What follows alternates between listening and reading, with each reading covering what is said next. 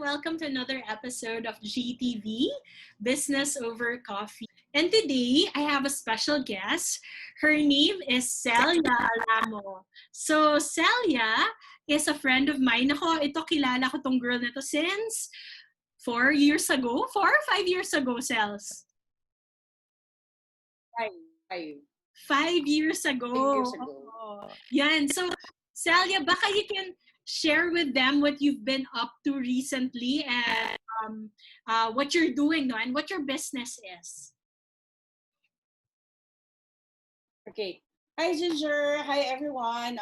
Thank you for the invitation. So I'm Coach Celia Jacob, and I set up events. And most of the time, before the lockdown, we were doing production for shirts and other corporate giveaways. And yeah, totoo yun. I'm with I've met Ginger since 2015. So it's five years na.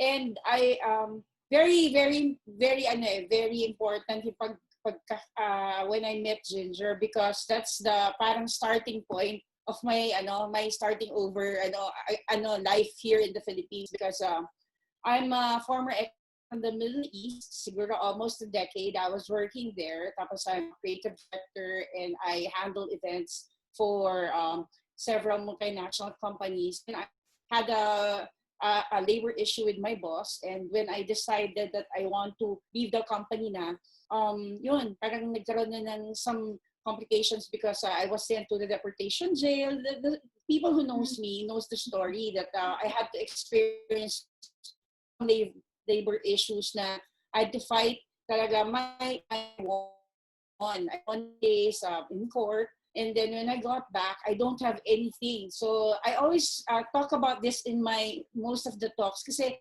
very important how I started. I started with Manila Workshop. I really want to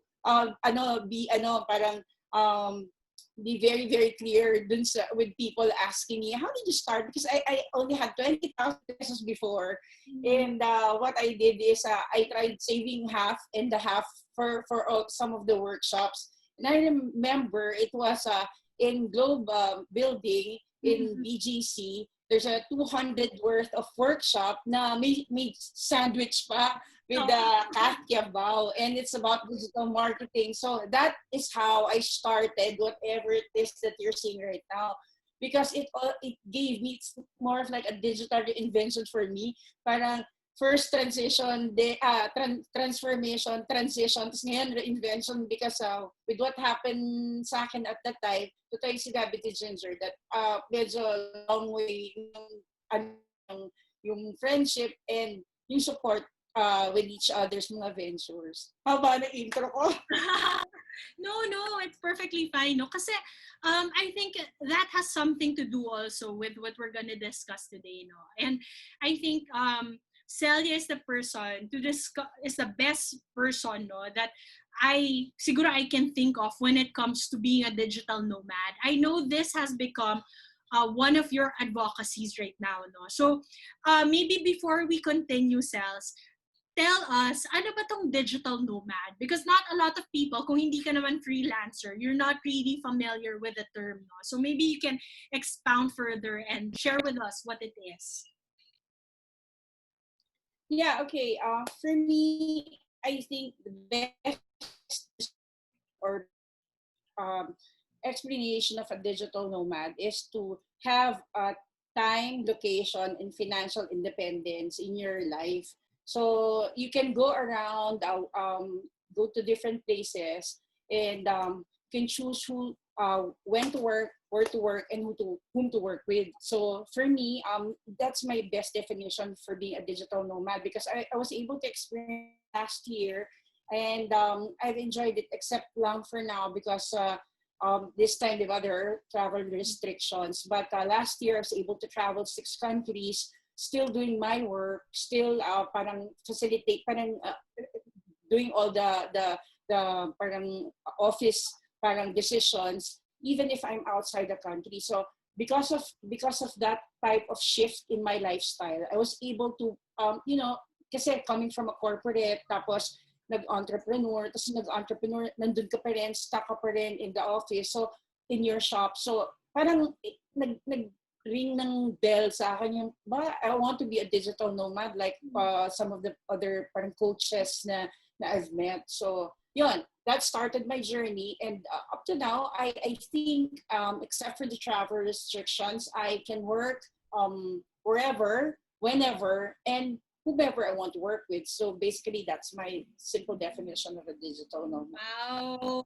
Ang saya, no? Ang sarap ng feeling kasi that you can work from anywhere and earn as much as you want, no? Walang limit kasi to finances, diba? When it comes to being a digital nomad. So, ang question siguro ng marami dyan is, paano yun, Celia? Like, what types of jobs or what types of like businesses or freelancing career, no, like can be done as this, no, as being like having this kind of a lifestyle, no, by having by becoming like a digital nomad. Ano ba yung klaseng mga businesses that you can get into or freelancing career na pwede mong gawin from wherever? So ako, I would like to define myself as in the middle kasi I'm a digital nomad. I'm a digital entrepreneur talaga. So I think that the difference is I'm not doing some services na parang because so for my business, I hire some backup designers. So ako, I try to set up something. I try to get a project and then have a team to work with me. Tapos yun, sa akin, I think ang mga pwede mong magawa is basically kung yung skill mo. So ako talaga, I'm a firm believer talaga of parang putting your passion into, yung parang passion, turning your passion to profits. Nako, yan yung mga talagang parang perfect ko atang workshop sa Manila workshop. I attended so many from marketing in a budget, everything. Tapos I even attended minglers and speed networking with business people. So parang in my mind, parang kahit ano naman, as long as you have a skill na pwede mong i-hone, or if you have something na talagang gusto mo na gawin, if you're a writer, be a content writer or a freelance writer, or publish a book or something na you can sell ebooks. Tapos if you're a designer, create podcast covers, branding, do branding consultation. I'm a certified life coach also, so that's what I do because of the situation right now.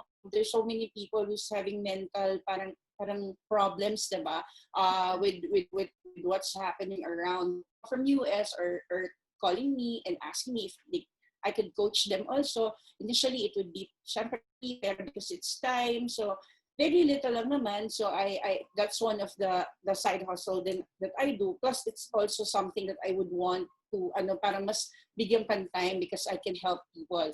Tapos yun, other things is if you know how to speak parang very well in English or articulate ka, or kahit hindi very, pero you can develop it. So in English, parang mga tutors, tapos all that, tapos I think ako, parang ang nangyari na lang sa akin is like I'm setting up events, tapos ngayon, nag-pivot ako sa online. I'm really gathering the right mentors and speakers. Tapos, connect ko siya sa mga tao who needs them the most. So that's one of my grind now. Tapos, basically ngayon talaga, what I do, which I never stop, is branding. So I'm a branding strategist. So that's still what I do in different countries. I've done it in the Middle East and in some other parang mga countries who would want parang mga something na parang similar to dun sa mga ginagawa ko while I was still doing my corporate work abroad. So yun, mga ganon, mga skills turned into something that can help you be sustainable to have this parang digital, parang nomad, digital entrepreneur lifestyle. Yeah. So recently, Celia, di ba you had your Freedom Summit, na global online? Marami kang, okay, just to let other people know, no, she invited a lot of speakers from all over the globe to talk about freedom in whatever aspect, no, freedom in business, freedom in your career, tapos iba-ibang tips also so that you can go for the life that you want. No? So maybe share with them how you started this idea and what urged you to like pursue this summit. No? Okay, sa akin kasi, when I started, also I met some people within our circle kasi.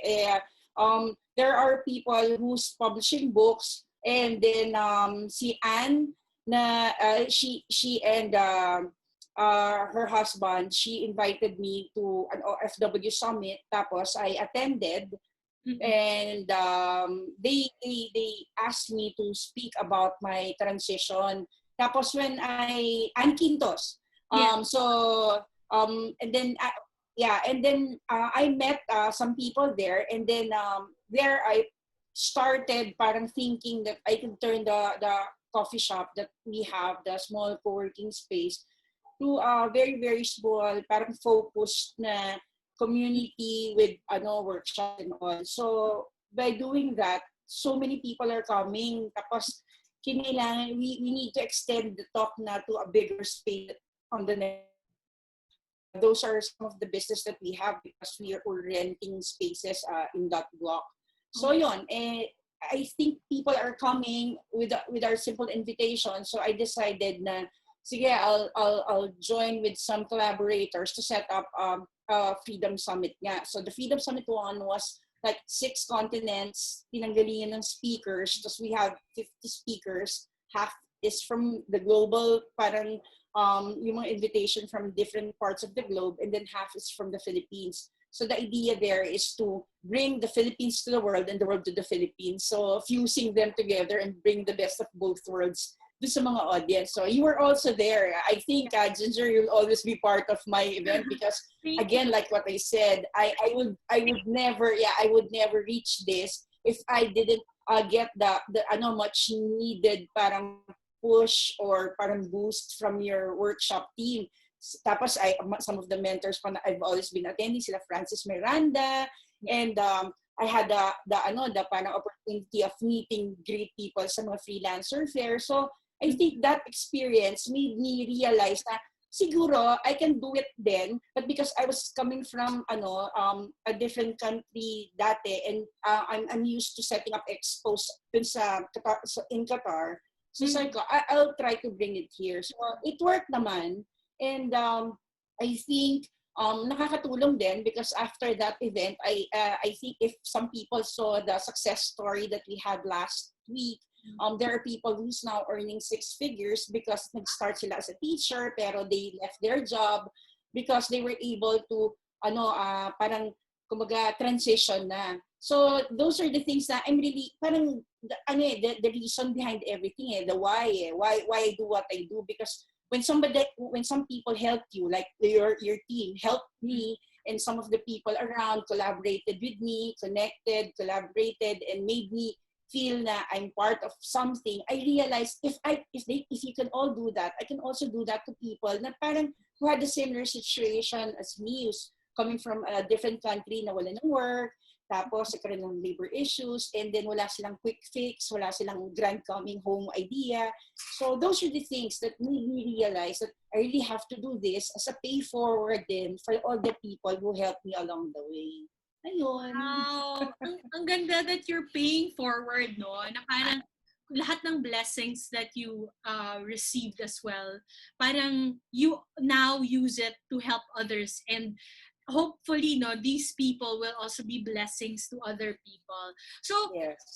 I've heard of really good reviews of like the Freedom Summit on Global Online last week, tama ba, last week or 2 weeks ago. And maybe share with us no like the highlights, or at least like a few of the things that you personally learned from your speakers, so that we can share a little bit no of the Freedom Summit with the people, with our viewers who are watching now. Okay. Thank you. So ako, I think the best takeaway for me for this event is always yung connect and collaborate, because I that's one of the things that I've learned. If you really take yung idea of connection and be intentional about it, that you would want to collaborate with the right people, who has the yung parang same yung parang idea to help others, the value that they want to give. So that's what I did. So one of the takeaways for me is to connect and collaborate, because when I did that, parang there's a outpour of support from speakers, from coaches, even those who did not speak.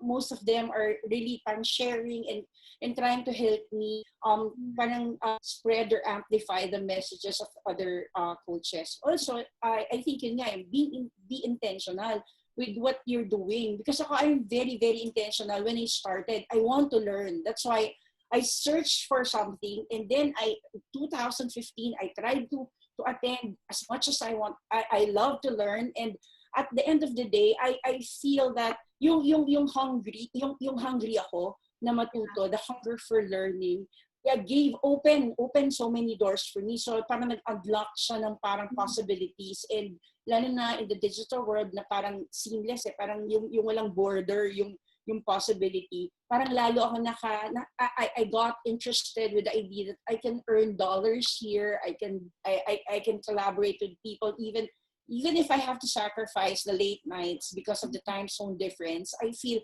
that means yung certain satisfaction that I was able to connect someone to someone who needs them.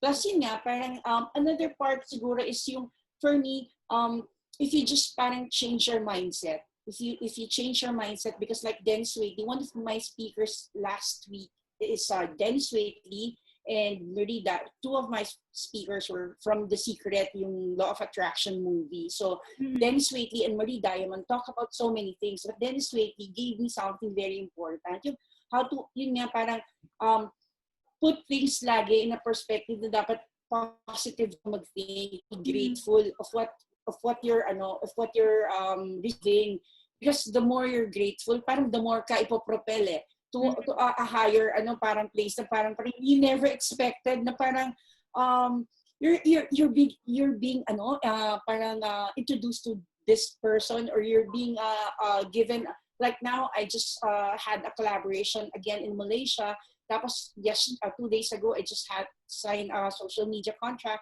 So parang things are opening up. And most of that naman, it's not for me, because the team, I'm giving it to some of my team members. So parang, alam mo yun, parang they're the more parang mga mag-aantay ngayon ng pwede nilang pagkakakitaan because of what happened to the global, yun nga, pandemic.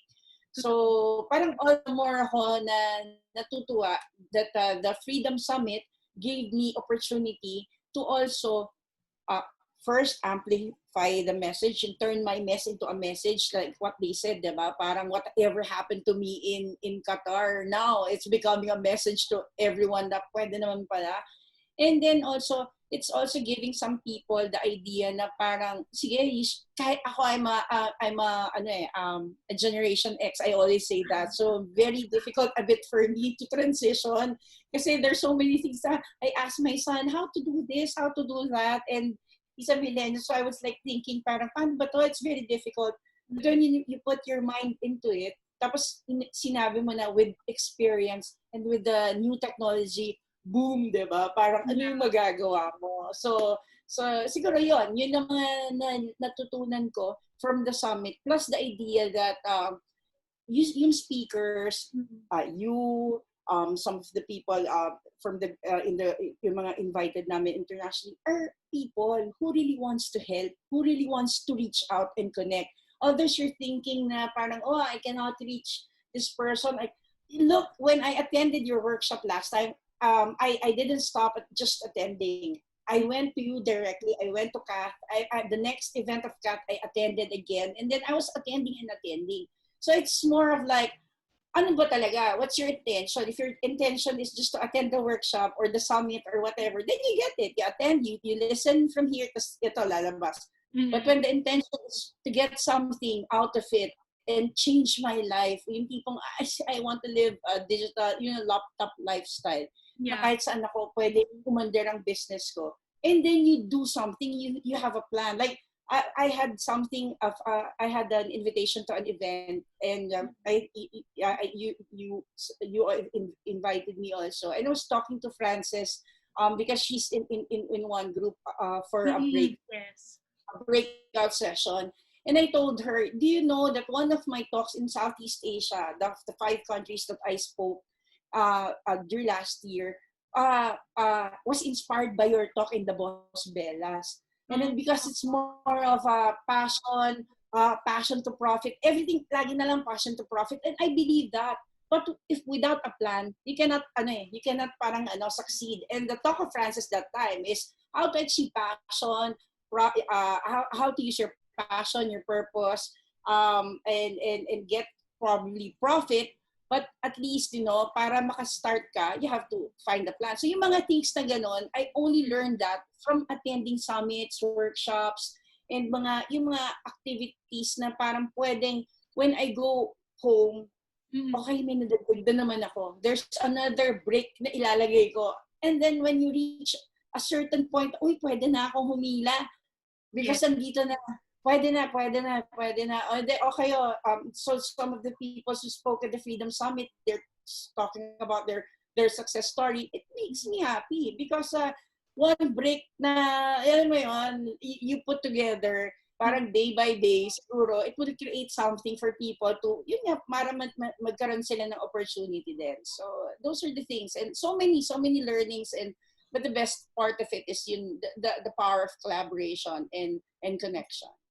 Siguro what I got from you, Cells, no, for people who are watching as well. Kasi I think, yun nga parang most of us will feel na parang ang hirap naman to go to that point na yung life ko fast, alam mo yun, like parang katulad mo na parang fast forward to 5 years from basically where they are now, no? So what I got from it is it's not an overnight thing really, no? It's not all of the things that Celia mentioned, parang learning, collaborating with people, she did that. Hindi siya like 1 month, ganito na siya, no? It's like 5 years of hard work, di ba? So, I'm sure a lot of, lalo na ngayon sa mga panahon na to, na maraming tao ang nadidishearten, di ba? Nadidishearten sila na bakit ba ganito ang buhay ko? Bakit ganito, parang ito na lang ba talaga yung meant for me? So, ano yung mga practical na advice? I know that you went through challenges and maybe you can also like share more about yung challenge mo nung nasa Qatar ka. And maybe even the emotions and the feeling, yung mga feelings din nung time na yon.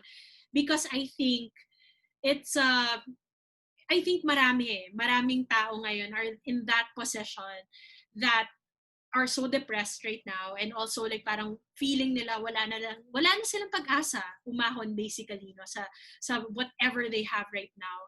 So what are your thoughts on that, and where should they start? And I think most of them really need like practical advice, like, so ano ang una kong gagawin, ano yung what helped you get to where you are right now? Ayun, sa akin kasi, very clear ako. Alam mo yung illustration ng people when they see parang your success, it's like yung iceberg na illustration na they only see the tip. Mm-hmm. Pero they don't see yung parang paano nabuo yung iceberg. So it took time, it took so many parang help from other people. It took parang an amount of sobrang daming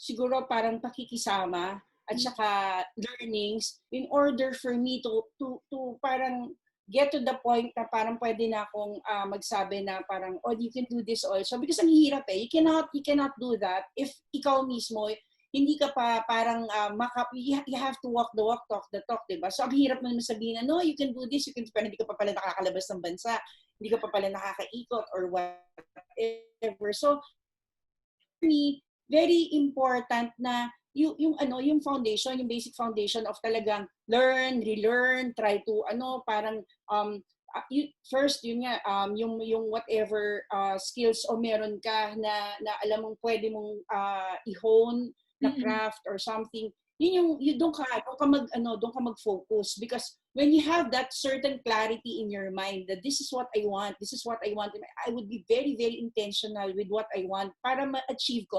So the noises parang parang nawawala. Parang very straight yung tinitingnan mo na I want to help people, but before I help them, I have to help myself first. So yun, hindi madali, super hindi madali. Lalo na when I was in Qatar, the problem kasi is I have kids there. Tapos when they got back, parang wala na ang kasama. Tapos I got separated pa. Tapos sobrang daming mga rejections. Nawalan ako ng trabaho, kinuha yung passport ko, sinabi sa akin na hindi na ako makakarakit, hindi na ako maka-work. But then again, parang sino ka? Who are you to say that? Diba? Parang you're not the parang kumbaga parang the boss of me or something or whatever. Parang basta gagawin ko whatever I need to do just to earn a decent yung money para yung living para to get something na mapadala ko sa Pilipinas. But then again, yun nga parang as luck would have it, parang pinauwi pa rin ako sa Pilipinas because my boss said na she's bankrupt na, so she didn't pay me anything. Ang next na naging move ko is, okay, what now? Pag halimbawa ganito, tatahimik ka na lang, iinom ka or kumbaga magmumukmuka or something, hindi pwede. Kasi you have kids You have to find something, you have to find a way to thrive again. So the first thing that I did nga is to put some of my money to the events na nag-offer ng extra learning. Tapos after that, when I was able to parang start na using the machines that I have, yung dala kong computer, I designed again, I created a company, and then that started it. Then schools is coming in na parang started coming in, Japanese school, universities, and then big companies na nakipag-collaborate na or nakausap na ako.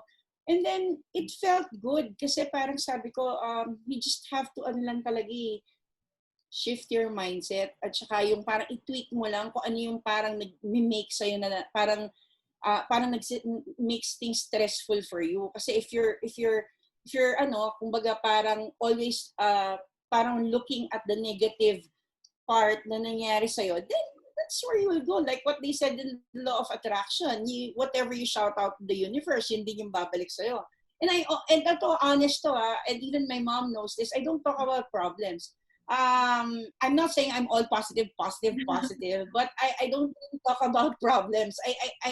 I try to tell, when people are saying, oh, may pera ka, I don't say wala akong pera. Even if I have like, 100 pesos, 20 pesos in my pocket, I don't say, wala akong pera, padating na yung pera ko or something. It's more of like affirming or parang, tapos na-validate na lang yun na biglang may darating na project or whatever. But because i-rewire mo yung brain mo to to be more parang kayanin yes. Whatever is stopping. Kasi yun nga if you're always focusing on what you don't have, yun yung hahanapin mo. Wala akong ganito, hindi ako makakapag-start ng ganito. I don't have this, I cannot do this. I'm not that type. Like what, okay, I'll quote again because I have so many na tao nag-mentor. So Francis Miranda said, ready, fire, aim. So I always do that. Alam mo yun, parang I don't think of so many things to complicate my decisions. I try that, fail fast. Diba? Fail fast and fail forward. At the end of the day, when you learn the mistakes now, mas madali mo siyang maayos. And that's also what I tell people, especially the young, in the younger generations. Fail now because you have lots of time to, repair it, do whatever, di ba? Parang, kasi kami parang we're paying so many things na, we have so many responsibilities.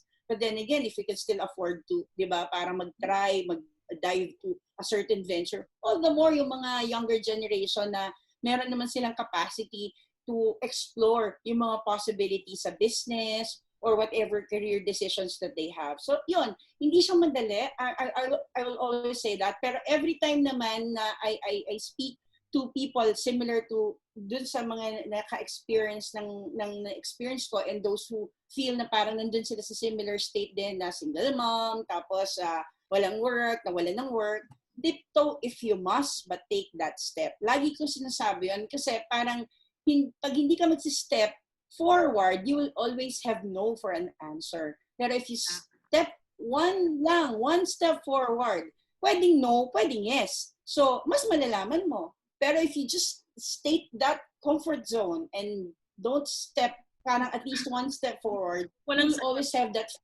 di ba? Parang ganun. So, yun lang. I think, gusto ko lang ipaintindi sa na it's not madali, pero kaya.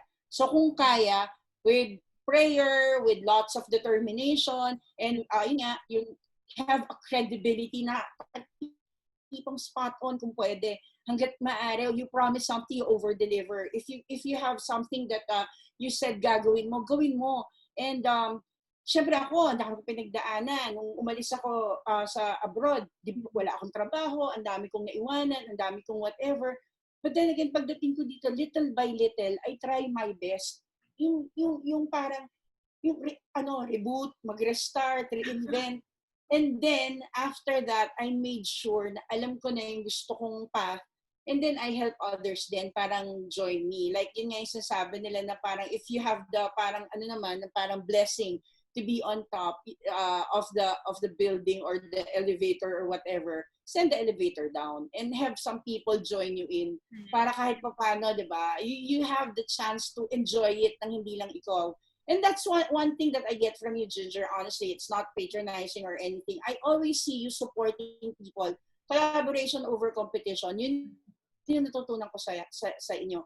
And having people parang in-ingrain sa mindset or sa mind mo na parang huwag mo isipin yung competition kasi andyan yan, di mawawala eh. Pero if you find a way to collaborate with them, diba, how good or gaano ka, in my word, gaano kalupit yung magagawa mong business. So, I think that's it.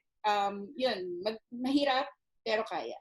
Grabe, ang dami ng practical stuff na nabanggit ni Celia. No? So for those who are wondering, really, first, ang nakuha ko doon is self-awareness. No? Be aware. Ano ba talaga yung think? What do you want for your life? No? What for you is probably your own definition of success talaga. And like, what do you want to achieve and what do you want to give back to the society? No? And next is, learning, no? Constantly learn, constantly improve yourself. And then, third is ready, aim, fire. Just do it, no? Wag na mag-overthink. Basta if alam mo na yun yung path mo, you decided on that, commit to that, and just go for it, diba? So, and obviously, along the way, no, when you start implementing stuff already, you learn from different things, you learn from different people, you collaborate with them because they're a source of obviously ideas as well, and you also give back to them, no? You also give what you can to them, so parang win-win, nasa win-win. Basically, no, both of you will have that win-win situation, no, wherein both of you get what you have, no, get what you wanted from that partnership. So yon. So siguro my second to the last question, in terms of like digital nomad, no, do you think that a lot more people will adopt this kind of like mindset? Because nga parang ngayon natututo na tayo mag-work from home, 'di ba? So parang is it the first step to having this kind of mindset? And ano yung mga things na probably naiisip ngayon ng mga tao which will lead them to that, no? Dahil nga nag-work from home sila. So sa akin kasi in my mind, the idea of yun nga, hindi ko kasi talaga siya masabi ngayon na digital nomad lifestyle. It's more of like the idea of parang hybrid eh. Parang yun kasi 'di ba, the other people are still going to their offices and stuff. But the idea for me is more of putting whatever parang mas importante, focusing on the things that matters. Kasi like ikaw, sa nangyayari ngayon, yung health mo, yung family mo, everything else, parang yun yung top, 'di ba, na concern mo. So kung yun yung concern mo and you can create something na pwede ka naman kumita, you can earn in the comforts of your own home or in going around places na hindi ka obligado to stay in the office and mag-MRT, labanan yung long traffic in EDSA, tapos you can eat yung meals na prepared by your family, tapos you can always be with your kids and you yun yung mga things na parang pwede mo siyang, ay, tick, tick, tick, tick, parang ganun, parang, oh, pwede to, pwede to, pwede to. Then you have to, decide if this is the lifestyle that you want. It's not for everyone. It's not for everyone. Lalo na yung nomad lifestyle, Kasi ako, I'm not saying na talagang nomad ako. I'm more, yun nga, a nomad digital entrepreneur. Pero yung idea lang na yung freedom for you is parang may choice ka when to work, 'di ba? Hindi ka gigising sobrang aga. Hindi ka gigising, hindi ka mag-stay sobrang late tapos wala ka na masakyan. Where to work? Hindi ka makikipaghabulan ng traffic, hindi ka pipila sa MRT, hindi ka mag-aantay ng Grab. And whom to work with? Hindi mo kailangan parang, alam mo yun, people around na parang kahit sigawan ka na, andyan na yung COVID niya. Wala ka pa rin magawa kasi trabaho ka. So, yun yung feeling ko na parang if you decide that this is the life that you want, try to upgrade yourself. You have to find something na pwede mong, yun yung maging basis mo. Kasi pag meron ka ng ganon, that will be the start of something big, I think. Because, ang hirap talaga na mag-start ka kasi marami sasabi, wala akong talent. Alam mo, kung ma-attend lang kayo ng workshop, ang daming mga example na sinasabi na parang yung magtatayo ka ng alimbawa, parang event place or event agency or something for yung mga naglamay or whatever. Yung ganun. Marami ako natututunan na ganun pag uma-attend ako ng workshop And ang dami. So, meron kang mga matututunan na hindi naman pala kailangan sobrang tindi ng skill, pero kailangan kasi they need someone to do this for them. Parang they will not parang put their time for this, medyo for them petty na. Pero hindi nila alam meron palang pwede. So ikaw, for you, you're just staying at home tapos you're waiting and doing medyo data gathering siguro or trying to write something or whatever. That can be something that can help you start your whatever freelancing or digital entrepreneurship career. Tapos yun nga, try to be in a community. Kasi very, very important. This is talagang sobrang, I can vouch for the communities na talagang na-joinan ko. When I joined communities, I joined Manila Workshop Community. I joined Connected Women Community. I also joined FH Moms Community. I joined several communities na helps you thrive. And internationally, I joined also some communities. So parang, yung palang idea na somebody is parang helping, Great Women Collective, they help me with sustainable mga parang lifestyle, parang ideas for mga women na nasa remote area. So, yun yung parang naging vision naman ng Great Women Collective na I was part with. So parang they're giving me ideas na hindi ko alam na nag-exist. But then when I realized that those things are possible, I can help people or I can learn this and I can, parang collaborate pala because you create a certain level of mga circle of trust na dyan. Yeah. And then that's where you get your business. Ako, Connected Women Community ko, that's where we help kung meron silang charitable projects or meron silang they sell something or they just want to vent out, they want someone to listen to them or they want to give their weird idea pero in reality hindi naman pala weird, it's very promising. So if you can do that, be in a tribe that helps you thrive. I think that's very important because having a community as positive as that, giving you accountability partners or buddies na pwedeng mag-hi ka lang, hahay lang sa'yo, oy, kamusta ka na? Kamusta na gusto mo start na business, nasimulan mo na ba? So those, I have so many parang mga ganung buddies. I'm really, really grateful because communities help me talaga parang, start over. And plus the fact that dun din nabibuild yung credibility mo. When people see you, every time you're showing up, kahit 4 lang yan, kahit 10 yan, kahit 100 yan, you always show up and you give what you promised. Ang laking bagay nun. And people will start trusting you and, hindi niya sisirain. She will not ruin her name for something so, diba? If she's always there, why will she risk it, diba? So that's what I think. That's what I do. That's one of the reasons why I always show up. Ako kahit late I show up. Why? Because I promised that I'll show up. So those are the things that I'm very, very careful and very, very intentional with how I do things.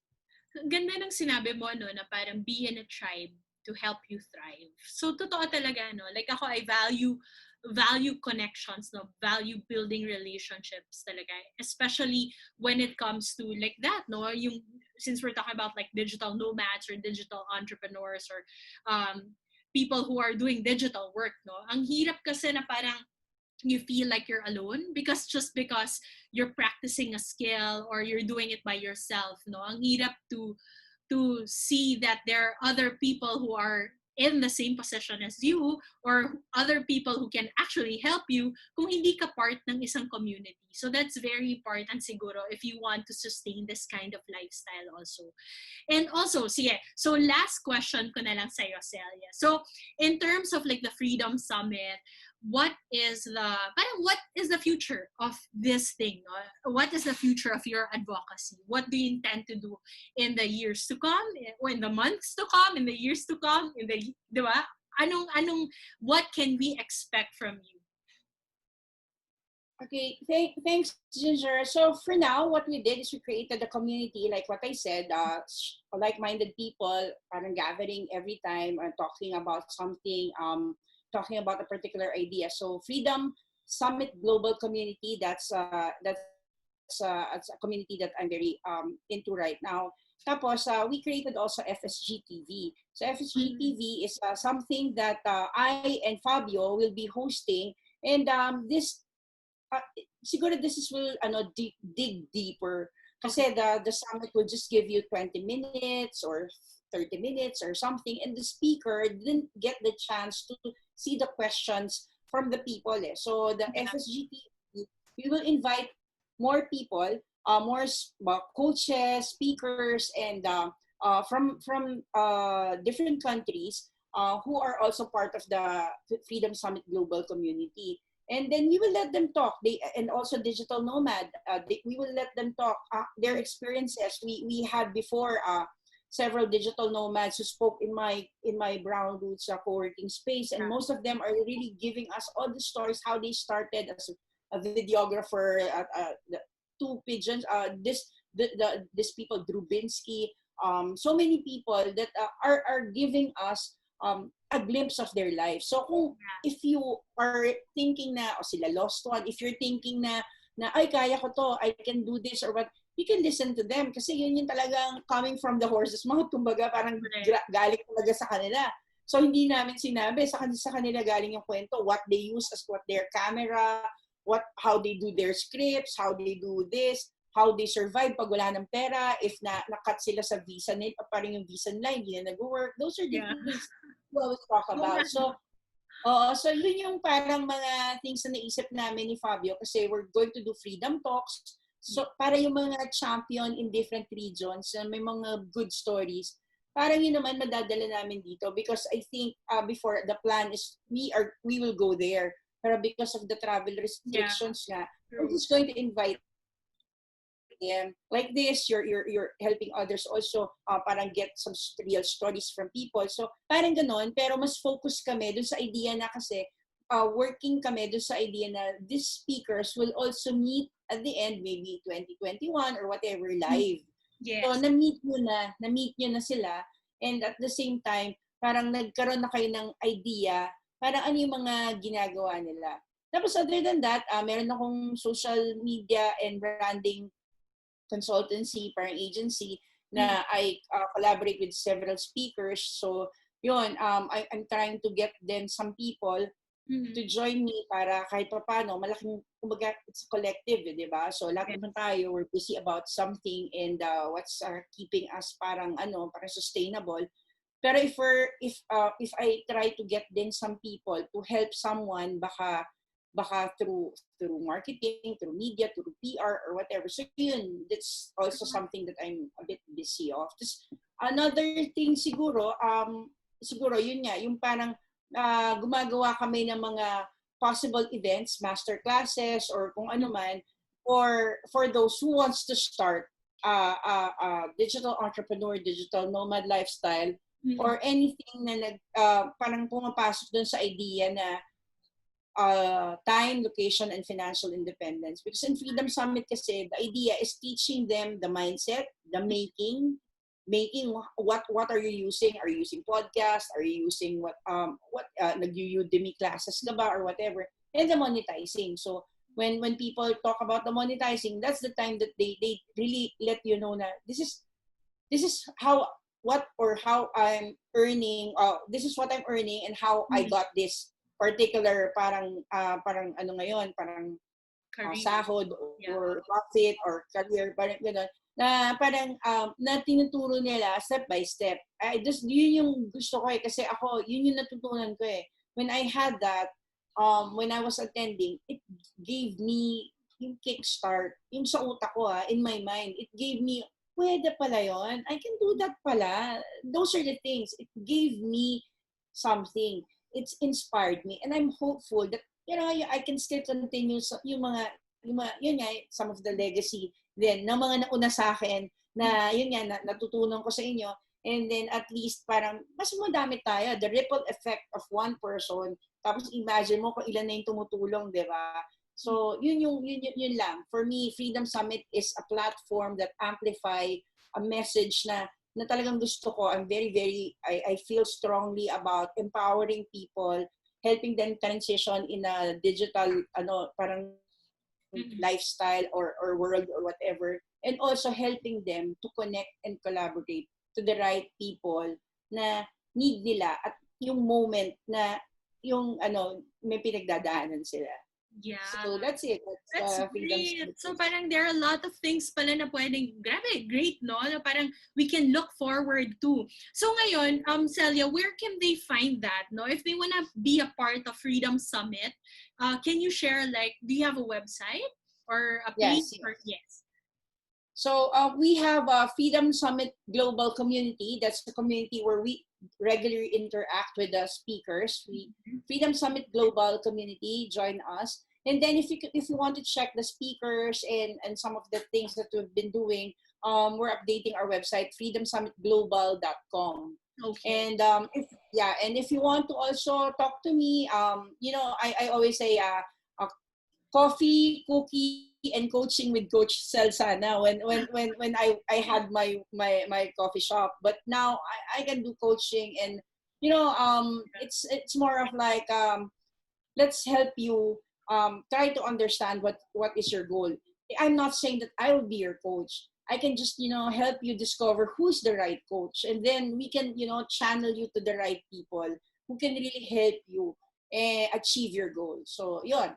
That's freedomsummitglobal.com. Yeah. freedomsummitglobal.com. Okay, so thank you so much, Celia, for agreeing to be my guest today. I'm sure ang dami nilang natutunan again sa GTV tonight, no? So, if you like this video, kindly like, subscribe, share, and if you're on YouTube, please click on the notification bell for more videos like this. So, thank you again, Celia. Thank you also sa lahat ng viewers natin tonight. Okay, bye. Thank you. Bye. Thank you.